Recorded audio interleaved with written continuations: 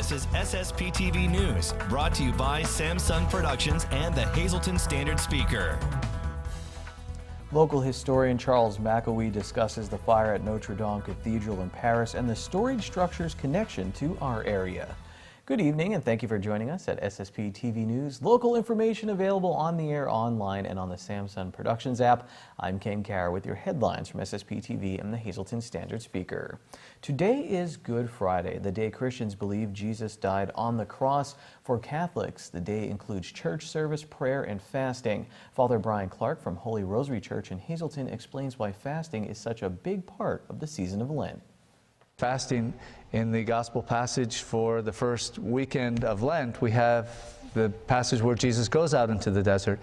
As he's baptized in the Jordan River and the Holy Spirit descends upon him, it says, as the church tells us, that the Holy Spirit urged him out into the desert, and he spent 40 days in the desert fasting. So we follow in his footsteps, try to follow his example that he gave to us. And again, that whole notion of the desert is not so much just one that should be one that's hardship or harsh environment. It can be, but it's also one that's more desolate, and desolation can be good in that if you're surrounded by too many distractions, it helps to quiet our thoughts and to focus again on what we're entering into, because the ultimate end of this journey is the celebration of Holy Week and the resurrection on Easter Sunday. Good Friday is a day of fasting and abstinence for Catholics, so that means they do not eat meat and they have one big meal and two smaller meals. The season of Lent comes to a close on Sunday when Easter is celebrated, the day Catholics and Christians believe Jesus rose from the dead. As Christians around the world prepare for Easter Sunday, they are shocked and saddened by the massive fire that heavily damaged Notre Dame Cathedral in Paris. People here in our area are sharing photos on social media of past visits to the historic landmark in Paris.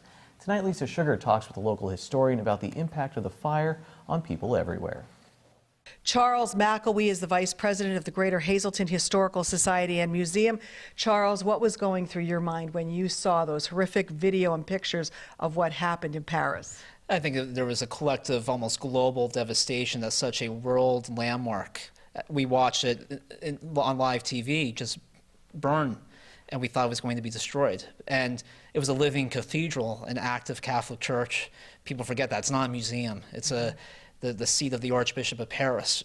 And there was really the iconic cathedral, the most renowned cathedral in many ways on the planet. Everybody knows Notre Dame, dating to 1163. And it was just heartbreaking to watch it. And thankfully, much of it was saved, but there was a point where we thought it would be a total loss. Now, when we were talking about this after it happened, you said, St. Gabriel's kind of is designed in the style of the cathedral. Yes, so the current St. Gabriel's, built in 1927, that was modeled to be a 13th century French Gothic cathedral. Similar architectural style. When we think 13th century French Gothic, well, believe it or not, that's Notre Dame, completed in the 1200s and into the 1300s.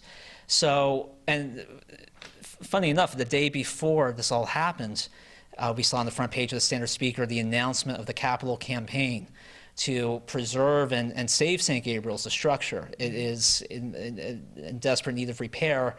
And this capital campaign will support the exterior renovations and some interior to the church.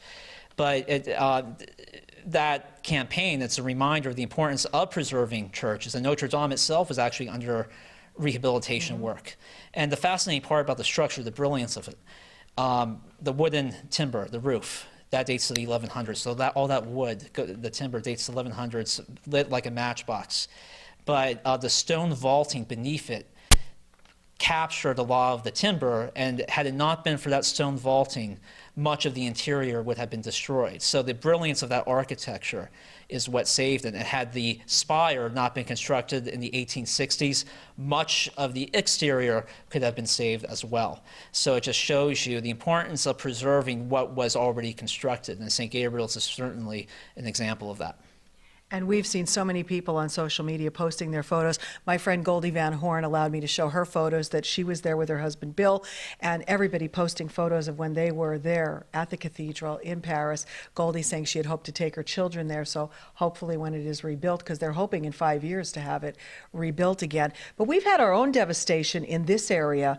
I remember, people talking about back in the day the terrible fire at St. Joseph's Church in Hazleton, and also Faith Assembly of God had burned and was rebuilt in our area as well. So people remember those times, and I think, horrible times like that, but it brought our community together, and this is really bringing the world together. So many people saddened by all of this. It absolutely is. It's bringing the world together, and yes, it brought Hazleton together. St. Joseph's, another landmark, first Slovak Catholic church in the Western Hemisphere, had two fires, one in the early 1900s and then again in the early 1960s.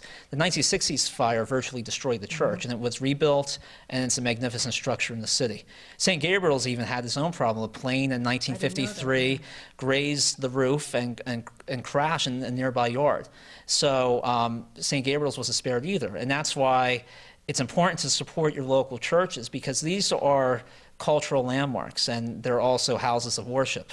And just St. Gabriel's alone, I mean, you just look at that structure. It's rose window modeled on the Cathedral of Reims in France.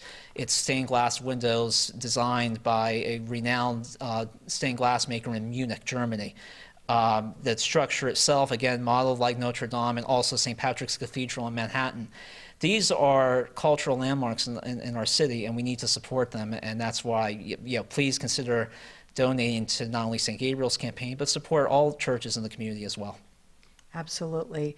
And we hope if you have photos of the cathedral that you will keep them as a memento. We look forward to them rebuilding the cathedral in Paris. I'm sure it will be magnificent once it is rebuilt. It will. It will take time, but it will be back.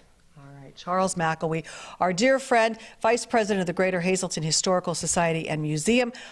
Always glad to have you here. We hope to talk to you soon. Absolutely. Thank you. Thank you, Lisa and Charles. For members of the Jewish faith, tonight marks the beginning of the 8 days of Passover. Many will gather this evening for the traditional Seder dinner. The 8-day festival of Passover commemorates the emancipation of the Israelites from slavery in ancient Egypt. The Lassand family and everyone at SSPTV would like to extend our sincere wishes for a blessed Passover and a happy Easter to all who are celebrating. In other news, the Pennsylvania Human Relations Commission will bring its monthly meeting to Hazleton. The commission will hold the public meeting on Monday, April 22nd from 5 p.m. until 8 p.m. It will take place at the Hazleton One Community Center, 225 East 4th Street in Hazleton. On the agenda, presentations on the effect of the funding formula on the Hazleton schools and how to file a PAHRC complaint. Public comment will be allowed. Pennsylvania's acting Secretary of State Kathy Boockvar is encouraging eligible Pennsylvanian voters to apply early for absentee ballots for the upcoming May primary election. According to state election code, applications for absentee ballots must be received no later than 1 week before Election Day. For this year's May 21st primary, that deadline falls on Tuesday, May 14th. Voted ballots must then be received by the appropriate county election office by 5 p.m. on Friday, May 17th. For more information on absentee ballots or to download a request form, visit votespa.com. Coming up in sports, Ron Marchetti has some golf trivia and local sports shout-outs in his Short Shot segment. Next, how one local church helps others enjoy the Easter season and remember loved ones. Watch SSPTV this weekend in Scranton, Saturday and Sunday from 8 a.m. until noon on Comcast Channel 190.